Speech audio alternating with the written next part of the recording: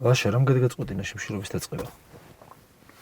უსამართლობა და არა მხოლოდ ამ დღეებში რაც ხდება, ამ ბოლო 2 თვის განმავლობაში რაც ხდება, არა მხოლოდ ის უსამართლობა, არამედ რაც წლებია ხდება და რასაც ვიტანთ და უნდა დავამთავროთ, რაღაცნაირად უნდა წერტილი დავუსვათ იმას, რომ ვეგუებით ნორმალურს ხვდით იმას, რომ უსამართლოა გარემო და ამ უსამართლო გარემოში ვცხოვრობთ. ეს უნდა დავამთავროთ რაღაცნაირად. ძალიან ნერვიულობდი დღეს ამისთვის რომ ემზადებოდი, ძალიან ნერვიულობდი. მთელი დღე ვარწმუნებდი ჩემ თავს, რომ ეს არ გამეკეთებინე, მაგრამ რაღაცნაირად ვერ შევძელი. სახლიდან რომ გამოდიოდი, კობახიძის ინტერვიუ გადიოდა იმედზე. 12-ის ნახევარზე და ცინიკურად საუბრობდა ადამიანზე, ეხლაც, როცა არ ვიცით ხვალ მზია ამაღლებას გულისხმობთ, ხო? ხო, ხვალ არ ვიცით მზია როგორ იქნება. მე-19 დღე იქნება ხვალ. როგორ ფიქრობთ, შესაძლებელია თუ არა სახელმწიფოს მხრიდან ჰუმანური მიდგომა ამ საკითხთან დაკავშირებით, თუნდაც აღკვეთი ღონისძიების გადახედვასთან დაკავშირებით, რადგან შიმშილობის მე-18 დღეა, შესაძლოა მოყვეს გართულებები და რისკი, ზოგადად როგორ აფასებთ ამ საქმეს? ეს არის რაღაც სააკაშვილი 2 სცენარი, სამართალ დარღვევა არავითარი ფორმით არ იყო დაკავშირებული ჟურნალისტურ საქმიანობასთან.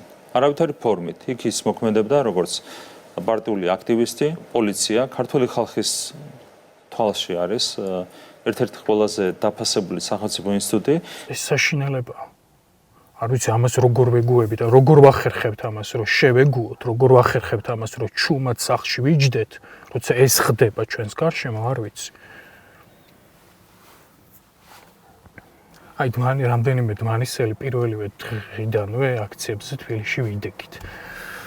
სადღაც ერთ კვირაში მივხვდით, რომ იქიდან რომ დარბეულები ბრუნდებოდით გამთენისას დმანიში და დმანის გვხდებოდა ისე ვითომც არაფერი აქ, ეს აუტანელი იყო რა, რომ აქ ვითომც არაფერი არ ხდება, მშვიდად გრძელდება ცხოვრება, როცა იქ ხალხს ცემენ და გვინდოდა რომ აქ შეგვექმნა ის საპროტესტო მუხტი და ვიდექით ერთი კვირა მერიის წინ რამდენიმე ადამიანი.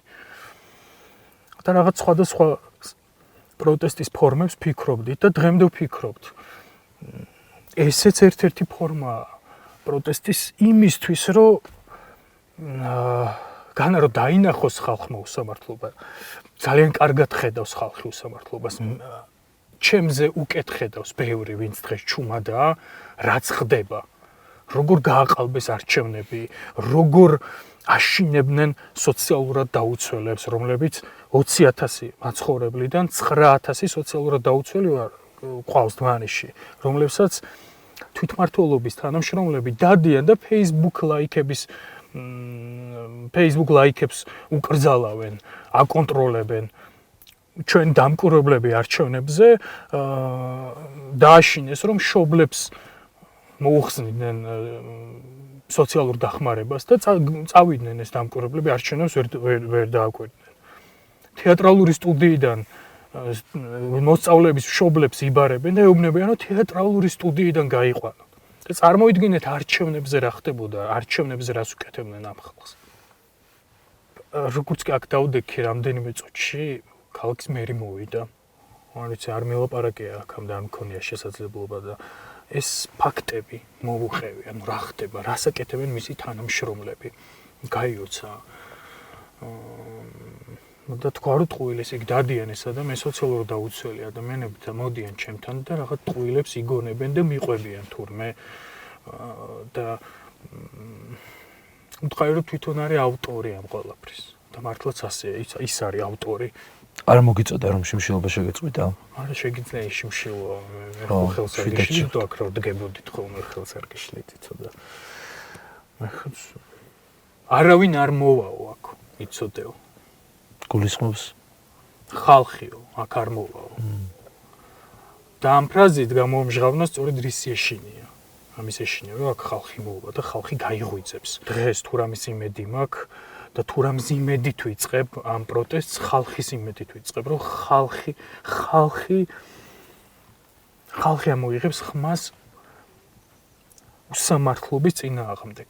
არ ვიცი, მე რაღაცნაირად რესურსი ამომეწურა, რომ ეს რაღაცების სიტყვიერად ამეხსნა ადამიანებისთვის, ხო და ნუ გადავწყვიტე, რომ აი ქმედებით გავაკეთო ის, რომ მოუწოდო იმისკენ, რომ უსამართლობას არ შეეგუო. ახლობელ ადამიანებს ბოდიში მინდა უთხრა, იმიტომ რომ ვანერვიულებ ახლა.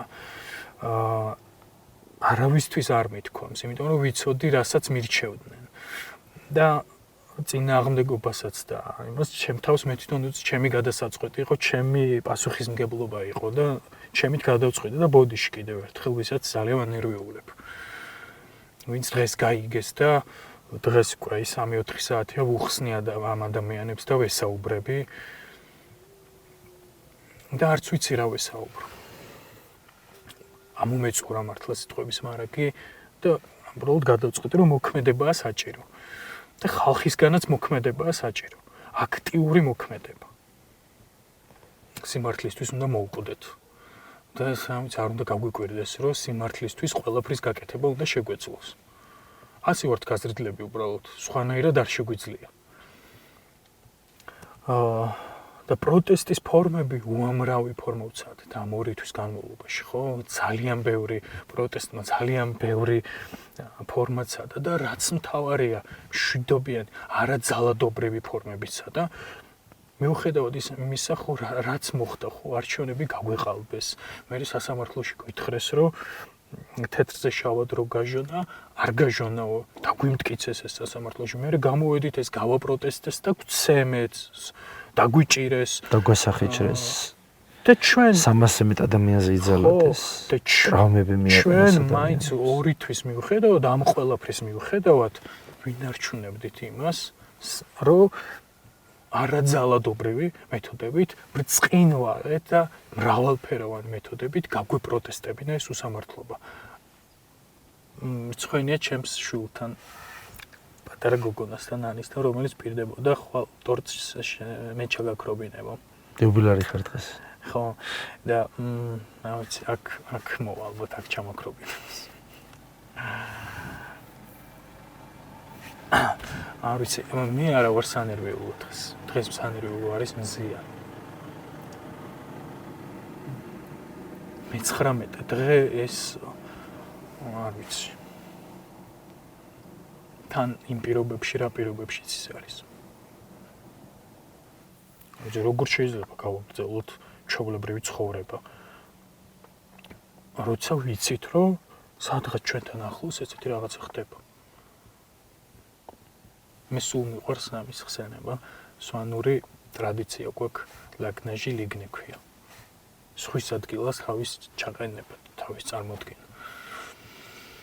ეს ხო ქრისტიანული ღირებულებაა ერთ-ერთი მთავარი. სხვის ადგილას უნდა შევძლოთ რა თავის წარმოდგენა. ყველაზე მეტად ამ ხელისუფლებით გაწამებული არის რეგიონები. უბრალოდ ყველაზე და გაწამებული და გაღარიბებული. უბრალოდ ამ სიღარიბით ეს ხალხი გამოჭერილი ყავთ. და ყველაზე მეტი უკმაყოფილება დღეს რეგიონებშია, იმიტომ რომ წყალი არ აქვს ადამიანებს ასმელი. გზა არ აქვს, გაზი არ აქვს, შუქი არ აქვს. და როგორ შეიძლება ხო ამ პირობებში რაღაცა 90%-იანი გამარჯვებით 90%-ი წერდეს მართველი გუნდი, რომელსაც 12 წელი ქონდა ამ ყველაფრის გამოსასწორებლად. ყველაზე მეტად რეგიონებია გაწამებული ამ ხელისუფლებით. უბრალოდ აი გამოჭერილი ყავთ და რაღაცნაირად უნდა მიხვდეს ეს ხალხი, რომ თვითონ კი არ არიან დამოკიდებულები ხელისუფლებაზე. პირიქით ხელისუფლება არის დამოკიდებული მათზე. ხელისუფლება დგას მათ შიშზე დღეს. როგორც კი ისინი გაბედავენ, მაშინვე ჩამოიშლება ეს რაღაცა რამდენიმე ათეული ადამიანი თუ ასეული ადამიანი, რომელიც რაღაც სახელმწიფო დასახებს თავს. აუცილებელია ის მუხტი, რაც თბილისშია, ყველა მუნიციპალიტეტში, ყველა მუნიციპალურ ცენტრში იყოს ეს ამბავი. თუნდაც სხვადასხვა მასშტაბით, თუნდაც მცირე, მაგრამ აინც რა თქმა უნდა. აი ვინც ვიცით, რომ აი სხვა ამას არ გააკეთებს და ვიცით რომ ჩვენი გასაკეთებელია არ უნდა დავიხიოთ უკან და ჩვენ უნდა გავაკეთოთ იმიტომ რომ აი ხო ვიცით რომ სხვა არიზამს და ჩვენ უნდა გავაკეთოთ და ვინც რეგიონებიდან ვართ ხო ჩვენ აქ ის 10 კაცი რო თბილისს დავაკლდეთ თბილისს არაფერი არ დაემართება თბილისის პროტესტს მაგრამ აქ ის 10 კაცი ძალიან მნიშვნელოვანია რეგიონში